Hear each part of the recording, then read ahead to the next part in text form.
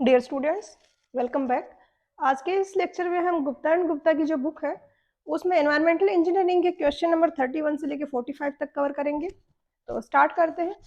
Question number 31 में दिया है कि कोई वाटर सैंपल है, उसमें टोटल हार्डनेस है वाटर की, वो उसकी टोटल एल्केलिनिटी से ग्रेटर है, तो कार्बोनेट हार्डनेस है वो किसके इक्वल होगी। तो पहले हम हार्डनेस, एल्केलिनिटी और इनकी इंटरडिपेंडेंस जो होती है उसके बारे में स्टडी करेंगे।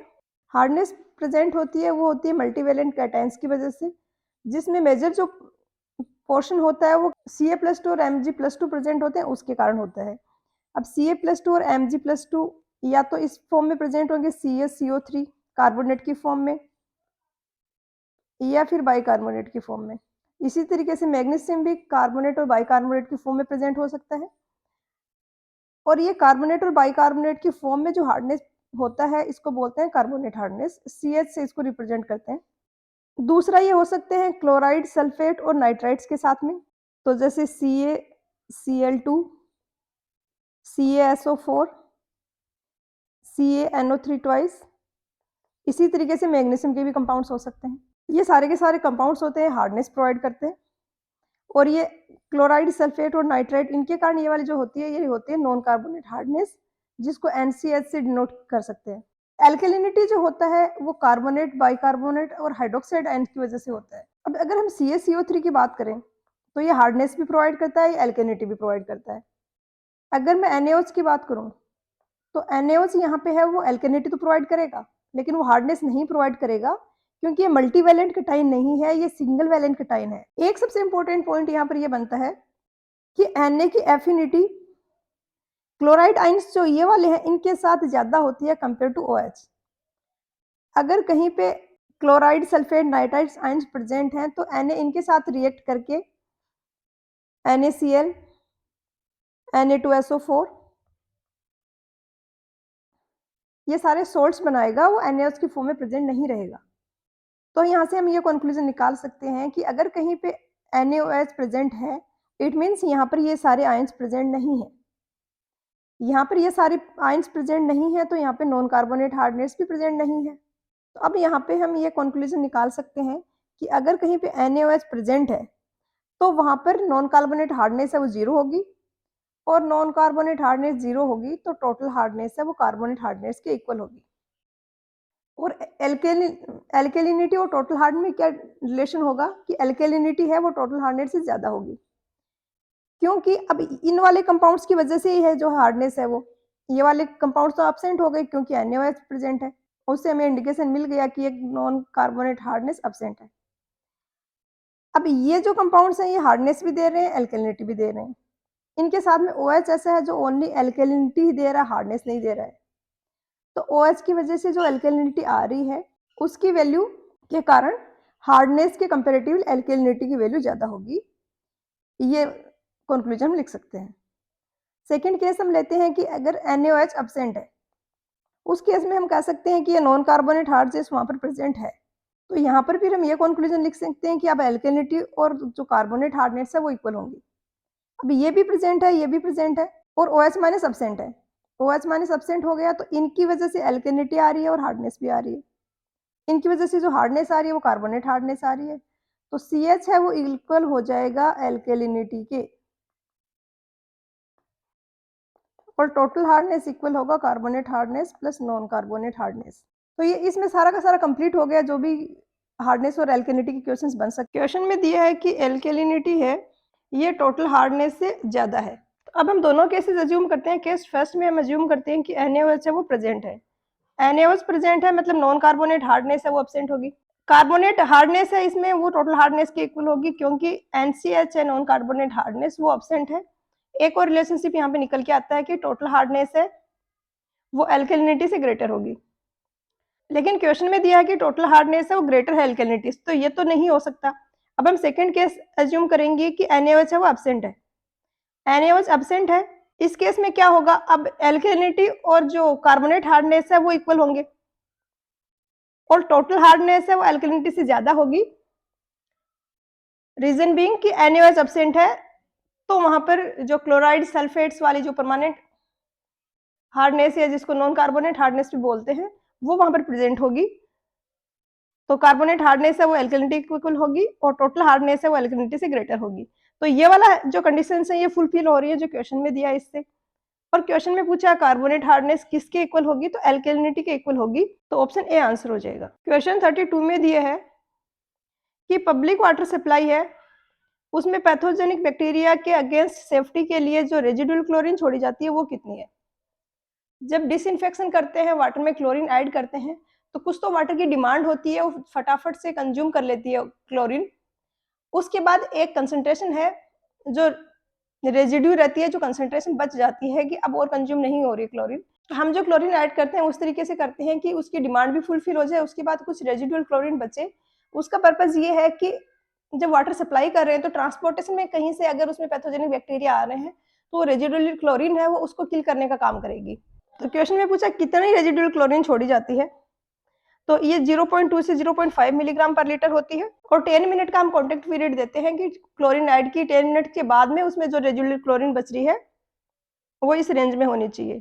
अगर इससे ज्यादा रेजिडुअल क्लोरीन अगर हम छोड़ते हैं वाटर में तो वाटर में थोड़ी हल्की सी स्मेल रहती है और बैड टेस्ट आता है। तो सबसे नजदीक जो ऑप्शन है इसमें वो ये है ऑप्शन बी, जिसमें 0.5 ppm दिया हुआ है। मिलीग्राम पर लीटर और ppm इक्वल होते हैं। क्वेश्चन 33 में दिया है कि नेचुरल अनपोल्यूटेड वाटर है कोई, उसमें नॉर्मल टेम्परेचर पे डिजोल्व ऑक्सीजन कितनी होनी चाहिए। तो ऑक्सीजन है ये पूर्ली सोल्यूबल है वाटर में और ये डिपेंड करता है प्रेशर और टेम्परेचर पर। नॉर्मल जो टेम्परेचर होता है उस पे ये 10 मिलीग्राम पर लीटर के अराउंड होता है, ये वैल्यू आपको याद रखनी होगी। और एक और इसमें पॉइंट बनता है कि अगर ये 4 ppm या 4 मिलीग्राम पर लीटर से कम हो जाए डिजोल्व ऑक्सीजन, तो एक्वेटिक लाइफ है वो सर्वाइव नहीं कर पाती। तो जहाँ पे भी हम डिस्पोज कर रहे हैं वाटर में कोई सीवेज या कुछ पोल्यूटेंट, तो इस बात का ध्यान रखा जाता है कि थ्रू आउट द स्ट्रीम कहीं पर भी उसकी जो डिजोल्व ऑक्सीजन की वैल्यू है वो 4 ppm से कम नहीं होनी चाहिए। तो बी हो जाएगा आंसर। क्वेश्चन 34 में दिया है कि सेडिमेंटेशन टैंक में वेलोसिटी ऑफ फ्लो क्या हो गई। तो ये एक सेडिमेंटेशन टैंक है हॉरिजॉन्टल फ्लो वाला, इसमें इस डायरेक्शन में फ्लो हो रहा है। तो ये टैंक है, इसमें एक तो इस डायरेक्शन में वेलोसिटी का कंपोनेंट है, एक डाउनवर्ड डायरेक्शन में वेलोसिटी का कंपोनेंट है। जो डाउनवर्ड डायरेक्शन में वेलोसिटी का कंपोनेंट है वो सेटलिंग वेलोसिटी है और जो इस डायरेक्शन में है वो है velocity of flow. Velocity of flow हमें मिलता है डिस्चार्ज को क्रॉस सेक्शनल एरिया से डिवाइड करने से। तो सेडिमेंटेशन होता है ये स्पेसिफिक ग्रेविटी के बेसिस पे होता है, उसके कंसेप्ट पे वर्क करता है कि जो पार्टिकल्स है वाटर में वो वाटर से हैवी हैं। तो अगर हम टर्बुलेंस को कम करें, अगर वाटर में थोड़ी सी या तो उसको पूरा वेलोसिटी जीरो कर दें या फिर कम वेलोसिटी पे अगर वाटर फ्लो हो रहा है, तो उसमें सेटलिंग वेलोसिटी के कारण पार्टिकल्स हैं वो उस टैंक से बाहर निकलने से पहले नीचे बॉटम पे पहुंच के सेटल हो जाएंगे। तो इसकी वैल्यू है ये आपको याद ही रखनी पड़ेगी, 0.15 टू 0.9 मीटर पर मिनट होती है। तो सेंटीमीटर में हो जाएगी 15 टू 90। तो ऑप्शन सी आंसर हो जाएगा, सबसे क्लोज यही है। क्वेश्चन 35 में दिया है कि रेक्टेंगुलर सेडिमेंटेशन टैंक है उसकी लेंथ किससे ग्रेटर नहीं होनी चाहिए। तो L बाई बी है, इसका रेशियो है वो 4 से लेस या 4 के इक्वल होता है, तो सी आंसर होगा 4B। क्वेश्चन 36 में दिया है कि कोई प्लेन सेडिमेंटेशन है उसमें ओवरफ्लो रेट है वो कितनी होगी। तो प्लेन सेडिमेंटेशन के लिए ओवरफ्लो रेट होती है वो 12 to 18 meter cube per day होती है। इसको फिर आप चेंज कर सकते हो जिसमें यूनिट में क्वेश्चन में पूछा गया है, ये वैल्यू आपको याद रखनी है। और कोगुलेशन एडेड सेडिमेंटेशन होगा उसमें ये 25 to 30 meter cube per day होगा पर मीटर स्क्वायर। तो 12 to 18 meter cube per day per meter square है, हमें इसको लीटर पर आवर पर मीटर स्क्वायर में कन्वर्ट करना है। तो मीटर क्यूब को कन्वर्ट करने के लिए 1000 से मल्टीप्लाई कर दिया, डे को आवर्स में कन्वर्ट करने के लिए 25 लिख दिया हमने यहाँ पे। तो इसको सॉल्व करोगे तो 500 टू 750 लीटर्स पर आवर पर मीटर स्क्वायर आएगा, जो कि दिया है ऑप्शन ए में। क्वेश्चन 37 में दिया है कि प्लेन सेडिमेंटेशन में जो बैक्टीरियल लोड रिमूव हो रहा है वो कितना परसेंट है। तो प्लेन सेडिमेंटेशन में अराउंड 60% सस्पेंडेड मैटर और 75% बैक्टीरियल लोड है वो रिमूव हो जाता है, तो सी हो जाएगा आंसर। क्वेश्चन 38 काफ़ी अच्छा और कंसेप्चुअल क्वेश्चन है, इससे आपके ऑलमोस्ट सेडिमेंटेशन के सारे कंसेप्ट क्लियर हो जाएंगे। इसमें दिया है कि सेडिमेंटेशन टैंक में जो कोई पार्टिकल है उसकी सेटलिंग वेलोसिटी है वो किस पर डिपेंड करती है। तो इसके लिए हम सेडिमेंटेशन को डिटेल में समझते हैं। हम यहाँ पर एक एग्जांपल ले रहे हैं रेक्टेंगुलर हॉरिजॉन्टल सेडिमेंटेशन टैंक का, जिसका ये फ्रंट व्यू है, मीन्स उसकी जो लेंथ है वो L है, डेप्थ है वो D है। अगर इसका इधर से हम व्यू देखें तो हमें इसका क्रॉस सेक्शन दिखेगा तो इसकी जो विड्थ है वो b है और डेप्थ है वो ये d होगी। तो हॉरिजॉन्टल डायरेक्शन में इसकी कांस्टेंट वेलोसिटी है vf, जिसको बोलते हैं वेलोसिटी ऑफ फ्लो। इसके अलावा ये जो पार्टिकल्स है इनकी स्पेसिफिक ग्रेविटी है वाटर की स्पेसिफिक ग्रेविटी से ज़्यादा है, तो इनकी टेंडेंसी है कि ये डाउनवर्ड मूव कर रहे हैं, सेटल हो रहे हैं। डाउनवर्ड इनकी जो वेलोसिटी है उसको बोला जाता है सेटलिंग वेलोसिटी। उसका फॉर्मूला होता है ये, यहाँ पर आपको सिर्फ इतना ध्यान रखना है कि ये किस किस पे डिपेंड कर रहा है और ये डी स्क्वायर के डायरेक्टली प्रोपोर्शनल है। इट मीन्स जितना बड़ा पार्टिकल होगा, अगर बाकी सारा पैरामीटर सेम है तो उसकी सेटलिंग वेलोसिटी उतनी ही ज़्यादा होगी। अब कोई पार्टिकल यहाँ एंटर किया और यहाँ एग्जिट किया, तो इसको कितना टाइम लगा इस डिस्टेंस को ट्रेवल करने, इस टैंक के इनलेट और आउटलेट के बीच में कितना टाइम इसको लगा, वो हम निकाल सकते हैं क्योंकि हमारे पास vf है वेलोसिटी ऑफ फ्लो इस डायरेक्शन की। तो जो लेंथ ऑफ टैंक है उसको vf से डिवाइड करेंगे तो हमें टाइम मिल जाएगा कि इसको इनलेट पे एंटर होके आउटलेट पे बाहर निकलने में इतना टाइम लगा। तो हम इस टाइम को बोल देते हैं डिटेंशन टाइम, कि इतने टाइम तक ये पार्टिकल्स जो थे ये टैंक में रहे। अब ये इधर भी जा रहा है और ये डाउनवर्ड भी इसकी वेलोसिटी है। इधर की डायरेक्शन में जो वेलोसिटी है वो उसकी वैल्यू भी फिक्स है, डाउनवर्ड जो वेलोसिटी है vs इसकी वैल्यू भी फिक्स है। vs है ये इनिशियली चेंज होती है इसकी वैल्यू, बट सेटलिंग वेलोसिटी उसको बोला जाता है जब जो ग्रेविटेशनल फोर्स है इसको विस्कोसिटी का जो और बायोंसी के जो अपवर्ड फोर्स है वो इसको कैंसिल आउट करते हैं, टोटल एक्सेलरेशन है वो जीरो है और एक कांस्टेंट वेलोसिटी से पार्टिकल डाउनवर्ड मूव कर रहा है, उसको बोला जाता है सेटलिंग वेलोसिटी। और कोई भी पार्टिकल नीचे गिरने लगता है तो थोड़ा टाइम होता है, उसको सेटलिंग वेलोसिटी अचीव करने में टाइम लगता है, तब तक उसकी वेलोसिटी कांस्टेंट नहीं रहती है, उसके बाद थ्रू आउट उसकी वेलोसिटी है वो कांस्टेंट रहती है। तो अब इधर भी एक कांस्टेंट वेलोसिटी है, इधर भी कांस्टेंट वेलोसिटी है, तो इसकी डायरेक्शन है वो फिक्स रहेगी। अब कोई पार्टिकल यहाँ पे एंटर हुआ, इसको सबसे ज्यादा टाइम लगेगा सेटल होने में क्योंकि इससे जो नीचे है उसको तो इतनी ही डिस्टेंस ट्रेवल करनी है बॉटम तक पहुंचने तक। तो ये हमारा क्रिटिकल पार्टिकल हो गए, हम इसके लिए टैंक को डिजाइन करते हैं। अब इसको बॉटम तक पहुंचने में कितना टाइम लगेगा, वो अगर डेप्थ d है, सेटलिंग वेलोसिटी vs है, तो हम निकाल सकते हैं d/vs। तो इतना टाइम इसको बॉटम तक पहुंचने में लगा। अब बॉटम तक पहुंचने में जो टाइम लग रहा है, अगर वो ये डिटेंशन टाइम td जो था उसके इक्वल हुआ तो ये पार्टिकल बाहर निकलने से पहले जस्ट आउटलेट पे यहाँ पर बॉटम में सेटल हो जाएगा। तो हमने इक्वेट कर दिया डिटेंशन टाइम L/Vs से निकाला था उसको D/Vs के इक्वल कर दिया। Vf हमें पता है Q/Vd होता है। Q डिजाइन डिस्चार्ज है जो कि प्लांट की रिक्वायरमेंट है, तो इसकी वैल्यू हमें पता होती है। तो हमने Vf को Q की अपॉन Bd की फॉर्म में लिख दिया, तो ये Q/Bd लिखा तो यहाँ पे D से D कैंसिल आउट हो गया और Vs है Q/Bl।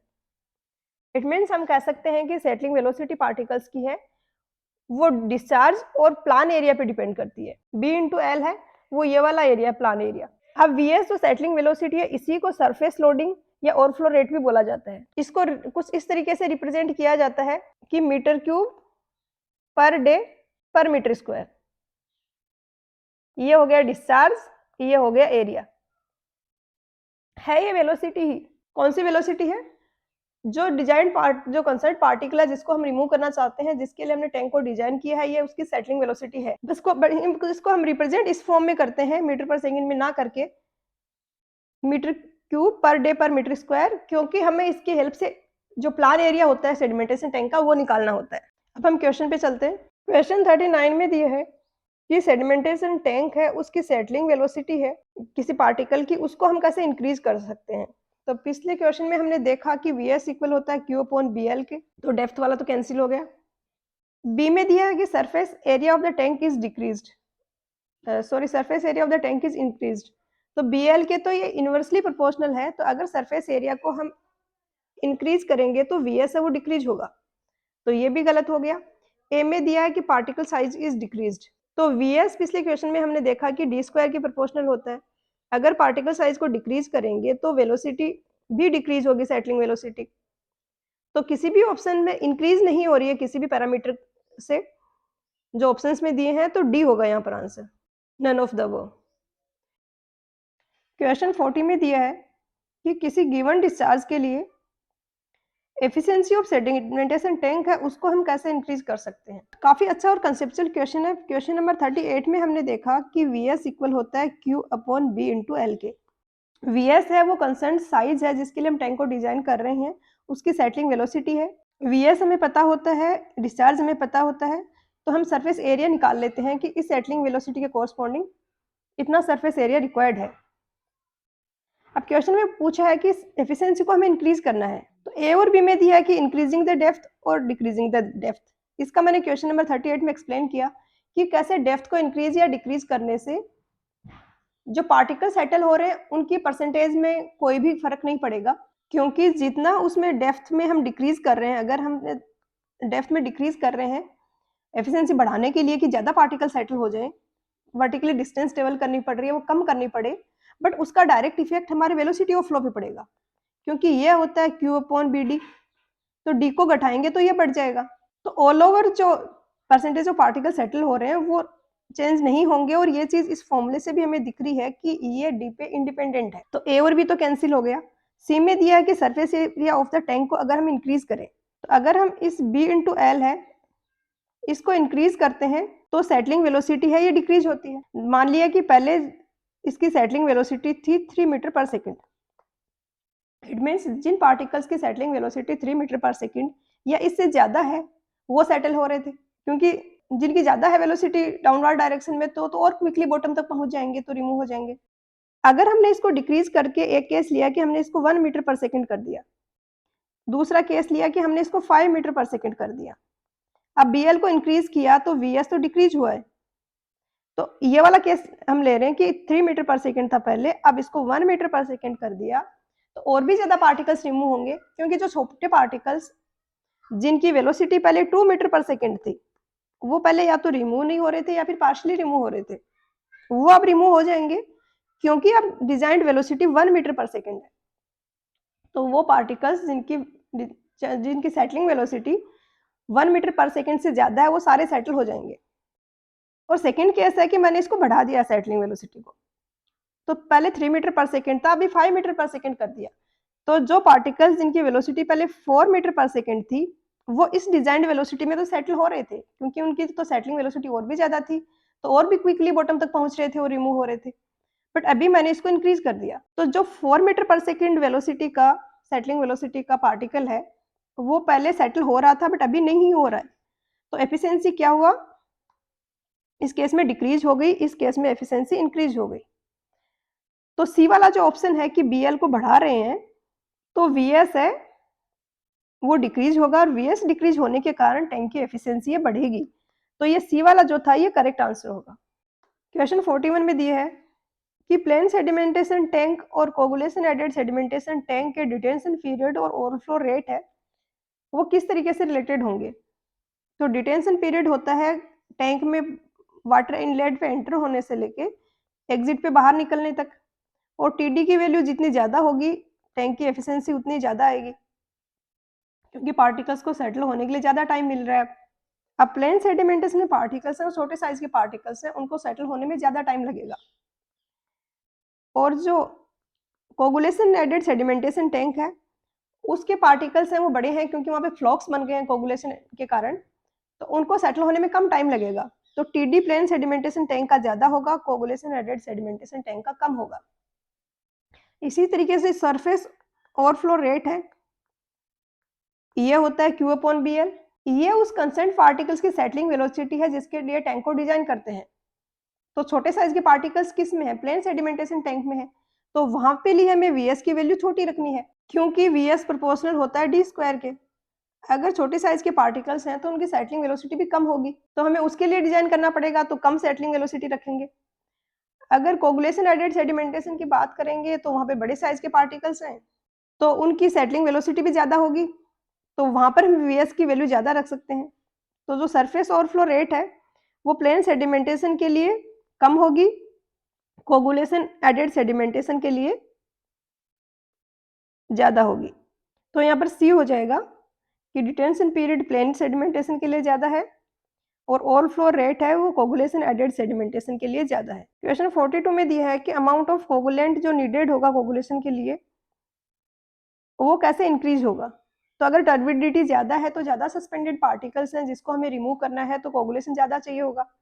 अगर टेम्परेचर ज्यादा है तो रिएक्शंस फास्ट होंगी, क्विक होंगी, इजी होंगी, तो कम कोगुलेशन पे भी हम इफेक्टिवली सस्पेंडेड पार्टिकल्स को रिमूव कर सकते हैं। तो बी होगा कि इंक्रीज करेंगे टर्बिडिटी में तो ज्यादा कोगुलेशन चाहिए होगा, और टेम्परेचर में डिक्रीज करेंगे तो ज्यादा कोगुलेशन चाहिए होगा, क्योंकि टेम्परेचर डिक्रीज करने से कोगुलेंट उतना इफेक्टिवली वर्क नहीं कर पाता, रिएक्शन से वो स्लो हो जाते हैं। क्वेश्चन 43 में दिया है कि एलएम को एज ए कोगुलेंट यूज कर रहे हैं तो ये मोस्ट इफेक्टिव किस रेंज में होगा। तो इसकी वैल्यू होती है 6.5 टू 8.5, वैल्यू आपको याद ही रखनी होगी। इससे रिलेटेड और भी क्वेश्चंस बनते हैं एलएम एज ए कोगुलेंट पे। तो ये होता है हाइड्रेटेड एल्यूमिनियम सल्फेट, जिसको एलएम भी बोला जाता है। इसको जब वाटर में ऐड करते हैं तो ये अल्कलिनिटी के साथ रिएक्ट करता है और ये स्टिकी प्रेसिपिटेट बनाता है, कैल्शियम सल्फेट बनाता है, जो कि परमानेंट हार्डनेस इम्पार्ट करते हैं। तो एलएम ऐड करने से वाटर की हार्डनेस है वो इंक्रीज हो जाती है। CO2 बनता है इसमें, तो इसके कारण एसिडिटी बढ़ती है, तो पीएच की वैल्यू डिक्रीज हो जाती है। तो ये सारे इफेक्ट्स होते हैं वाटर में अगर हम एलएम को यूज करें एज ए कोगुलेंट। तो यहाँ पर आंसर हो जाएगा ऑप्शन सी। क्वेश्चन 44 में दिया है कि कोगुलेशन टैंक है, इसके लिए डिटेंशन पीरियड की वैल्यू कितनी होगी। तो ये डिजाइन पैरामीटर है, याद रखने होते हैं आपको। प्लेन सेडिमेंटेशन के लिए होता है 4 to 8 hours. Coagulation flocculation sedimentation tank के लिए होता है 2 to 4 आवर्स। सबसे एक्यूरेट आंसर है वो ऑप्शन बी हो जाएगा। क्वेश्चन 45 में दिया है कि जब एलएम को हम ऐड कर रहे हैं एज ए कोगुलेंट तो कौन सा स्टेटमेंट यहाँ पर करेक्ट है। तो ये रिएक्शन होती है जब हम एलएम को ऐड करते हैं। तो ये एलएम है, ये कैल्शियम बाइकार्बोनेट है जिसको एल्कलिनिटी भी बोलते हैं, इसके कारण एल्कलिनिटी आती है वाटर में। तो ये कैल्शियम सल्फेट बनाता है, एल्यूमिनियम हाइड्रोक्साइड का प्रेसिपिटेट बनाता है, कार्बन डाइऑक्साइड बनाता है और H2O बनता है साथ में। तो एलएम रिएक्ट करता है एल्कलिनिटी के साथ में। तो एलएम को ऐड करने के लिए रिक्वायरमेंट है कि वाटर में एल्कलिनिटी होना ही चाहिए। तो ए गलत हो गया। बी में दिया does not effect pH value of water. तो कार्बन डाइऑक्साइड गैस बन रही है, carbon dioxide gas acidity impart करता है वाटर में, और एसिडिटी इम्पार्ट करता है तो पीएच की वैल्यू डिक्रीज होती है। तो ये भी गलत हो गया। सी में दिया है कि increases pH value of water, pH value तो डिक्रीज हो रही है। तो ये भी गलत हो गया, डी करेक्ट हो जाएगा। तो आज के लेक्चर में इतना ही, मिलते हैं नेक्स्ट लेक्चर में। पढ़ाई करते रहिए, ऑल द वेरी बेस्ट।